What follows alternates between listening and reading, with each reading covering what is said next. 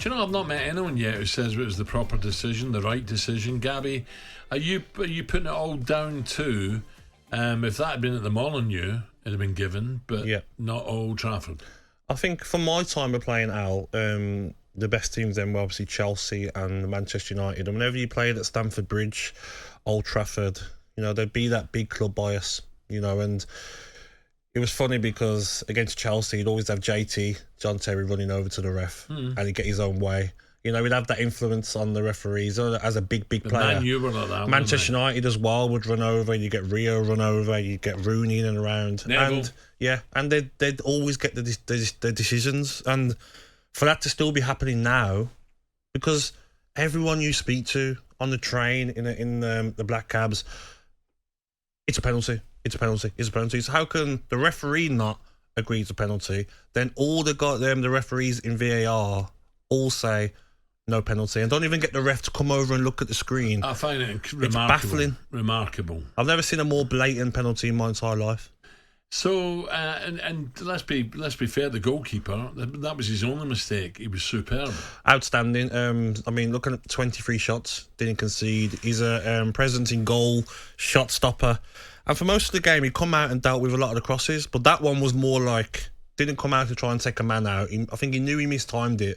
Just tried to spread himself and get a block in. But he knows, even after the game, Anana and Ten Hag doing interviews, they knew, but didn't want to admit that it was a penalty. And Manchester United got away with one. So I read in the paper today, I think the referee and his assistants are going to be reprimanded, aren't they? Yeah, they're not taking part this weekend, and maybe that needs to happen. So what about the guys on the VAR? I think them as well. They've got to be. Yeah. I think it's the refs at VAR and the referee on the pitch, and you need that punishment because you don't mind Al if it's a 50-50. You know, the one you're talking about, Chelsea, Liverpool game. Yeah, but when it's so blatant that like the wall striker's headed the ball and then been taken out, there's got to be a big club bias. There has to be, because there's no other explanation. The manager as well, having played that well, going back down the M6, they must have been shattered. Exactly. And if you look at the video evidence of Gary O'Neill, he doesn't even make a super big deal about it.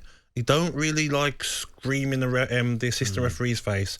Referee trots over yellow cards at Gary O'Neill. How about whilst you're over there giving a yellow card, how about you look at the screen and you would have seen it's a penalty? Yeah. So, and the other thing that's getting me now is this time wasting. This will be a disaster. Trust me. You think someone's going to get sent off, don't you? I will.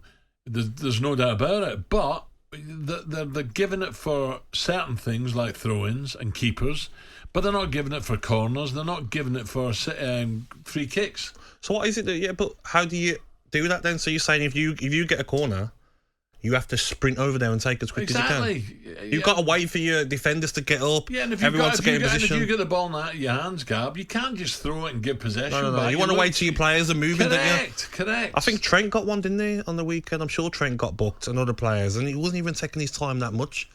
So I agree with that. talkSPORT Breakfast with Alan Brazil. Thursday and Friday morning, 6 till 10. On AM, on DAB, via the talkSPORT app and on your smart speaker. talkSPORT.